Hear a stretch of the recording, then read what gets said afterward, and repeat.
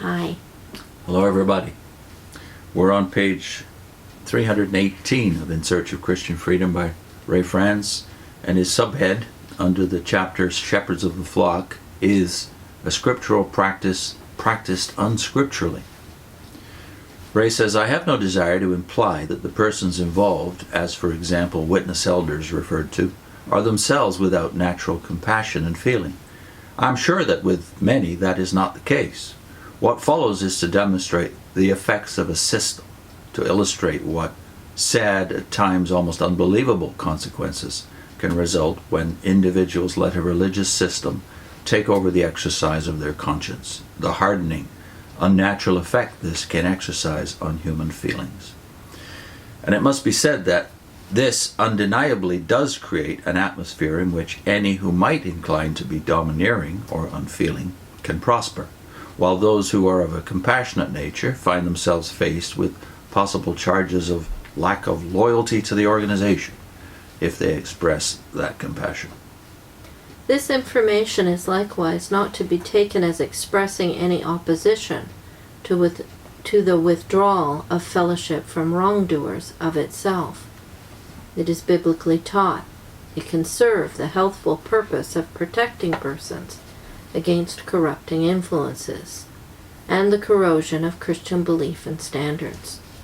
The problem is that what is biblically taught in many cases is not what is practiced. The Apostle Paul's words in his first letter to the Corinthians, chapter 5, for example, are used or misused in a legalistic way that is contrary to what he there said. On the basis of a case of extreme immorality within the Corinthian congregation, one that even the permissive standards of the Gentiles condemned, Paul warned of the danger this represented for the whole congregation and said, quote, I've written you in my letter not to associate with sexually immoral people, not at all meaning the people of this world who are immoral, or the greedy and swindlers or idolaters.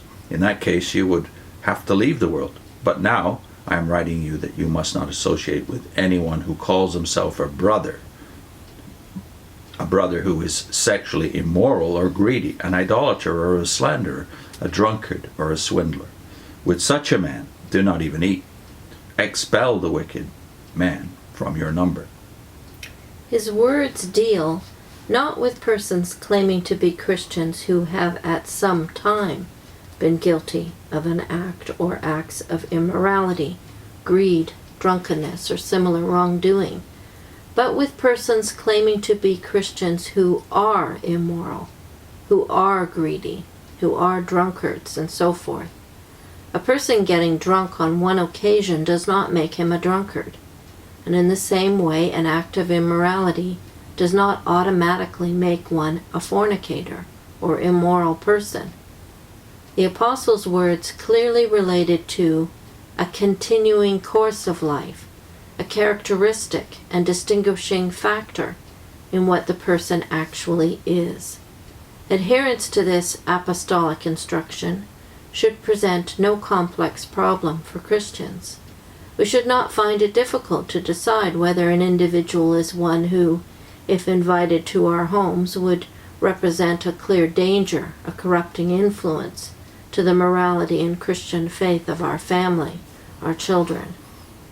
In Watchtower policy, however, this apostolic instruction has been applied in a way that converts it into the basis for a complicated, formalistic exercise of legal authority, whereby those supposed to serve as spiritual shepherds often become little more than spiritual policemen, even detectives, prosecutors, court judges, and imposers of sanctions, a system that seems in many respects to be patterned after the law enforcement and judicial systems of the world, with initial courts and appeal courts and prescribed procedures, modes of sentencing, and probationary arrangements.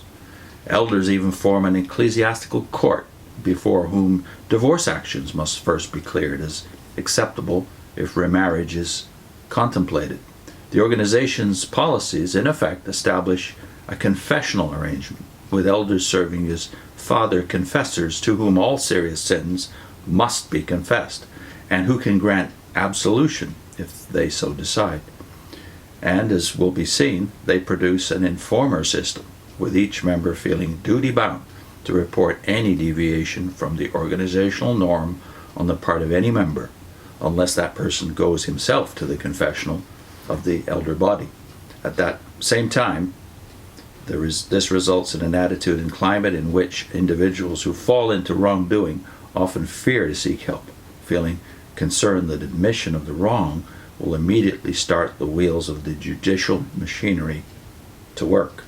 Mm. Yeah. You were saying it did remind you of our criticism as witnesses of the Roman Catholic Church. system. So I didn't have a lot of knowledge of what went on, in judicial meetings and stuff like that. But just the idea, he's presented it well here, because he shows you that it's a bit of a hypocritical statement to judge and criticize the Catholic Church for having confessional boxes where someone goes and tells a priest his sins, when we do the same thing, except we go to the elder in the congregation and confess to them, and then confess to three at a meeting. And all the body has to know about it. Yeah. Yeah. And it's not, I think you mentioned that at least with the Catholic Church, when a person goes to confession, they're seeking help when they go. They're seeking forgiveness. For some forgiveness and some counsel, and maybe some penance that they should do to get themselves back on the right road. Whereas with the way the Watchtower does it, you'd be a little afraid to even go for help.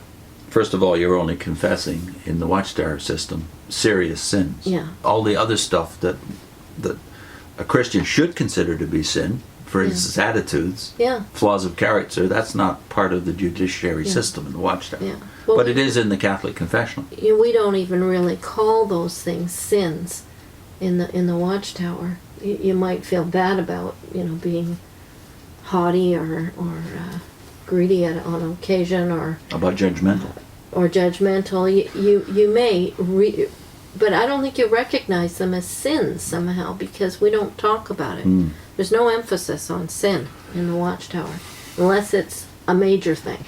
Yes, an action as opposed to an attitude Yeah. or a character flaw. It's not something in daily life. And with the Catholic person, they will describe those things as sin. I was disrespectful to my parents or my husband or whatever. They will confess everything that they feel they're doing that's out of line with Well, they Scripture. should. That's what they're encouraged to. Yeah. Well, whether they Okay. do is Yeah. different. Then I don't know what they no one here is praising the Catholic system in itself, but just making a comparison. Yeah. What we should compare it to, though, is the biblical system. And again, Yeah. Ray again alludes here to James 5:16, where confession is to one another, not to any person or group of persons Right. who are specifically given that task of hearing confession. And we'll deal with that more in the next one, because the next video, because you can see again the striking contrast between that which the New Testament encourages in the way of confession, the spirit of it, as it were, and the way the Watchtower policy sets it up. In the next segment,